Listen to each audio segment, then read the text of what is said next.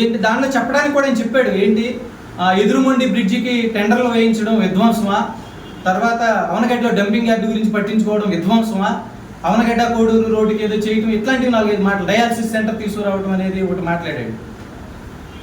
ఆయనకే చెప్తున్నా సూటిగా, విధ్వంసం అనే పదానికి అది ఒక రోజులో అయ్యేది కాదు. వైసీపీ పాలన 5 సంవత్సరాల పాలన గురించి, విధ్వంసానికి సంబంధించి కొన్ని పేజీల చరిత్ర ఉంది నా దగ్గర. దానికి కూడా మీరు చర్చకి సిద్ధమైతే రండి, నేను మాట్లాడటానికి సిద్ధంగా ఉన్నా. ఉదాహరణకి ఊరికి ఒక 4-5-3 ఉదాహరణలు చెప్తా అంతే. నేను అవనిగడ్డలో మీరు ఇంటింటికి తిరిగేటప్పుడు, పార్టీ ప్రచారం కోసం ఏదో సంథింగ్ ప్రోగ్రామ్ అప్పుడు తిరిగేటప్పుడు 8వ వార్డు దగ్గరికి వెళ్ళేసరికి ఒక చికెన్ షాప్ అయినా మీరు వచ్చారని కూర్చొని లేవలేదని కోపంతో గంటల వ్యవధిలోనే జేసీబీ తీసుకెళ్ళి వాళ్ళ షెడ్డులు పడాయించారు. చూడండి, ఇది విధ్వంసం అంటే, ఇది విధ్వంసం అంటే.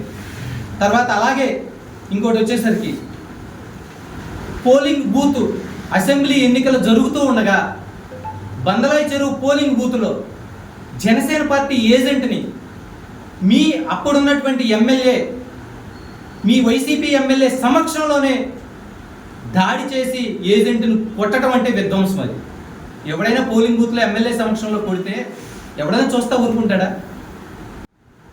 తర్వాత సాక్షాత్తు రాష్ట్ర ముఖ్యమంత్రి వర్యులు అవనగడ్డ నియోజకవర్గానికి వచ్చి అవనగడ్డలో బహిరంగ సభ పెట్టి నేను దివిసీమకి ఈ పనులు చేసేస్తా, ఆ పనులు చేసేస్తానని చెప్పి హామీలు ఇచ్చి ఆ పనులు ఏది కూడా కనీసం శంకుస్థాపన కూడా నోచుకోలేదు.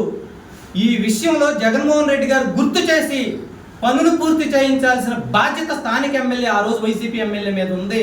ఈ విషయంలో ఆయన విస్మరించాడు, ఆయన బాధ్యతలు ఫెయిల్ అయ్యాడు, బాధ్యతలు నిర్వర్తించడంలో ఫెయిల్ అయ్యాడని చెప్పి మేము చూపిస్తూ, మేము శాంతియుత ధర్నాకు పిలుపునిస్తే కర్రలు పట్టుకుని వెంటబడి నడి రోడ్డు మీద మీరు మా కార్యకర్తలను కొట్టిన మాట నిజమా కాదా?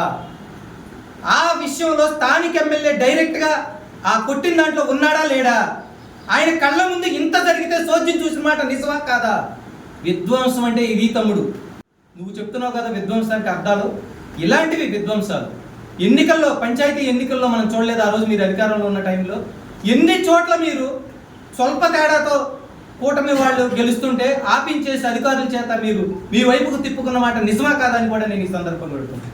ఇటువంటి వాటిని విధ్వంసం అంటారు. ఇంకా కావాలంటే నియోజకవర్గ ప్రజలందరికీ ఇంచుమించు అసలు రాష్ట్రంలో ఎవరికీ తెలియదేమో బ్లాక్ శాండ్ అనేది ఒకటి ఉంటుంది, అది అమ్ముకుంటే డబ్బులు వస్తాయి అనే విషయం.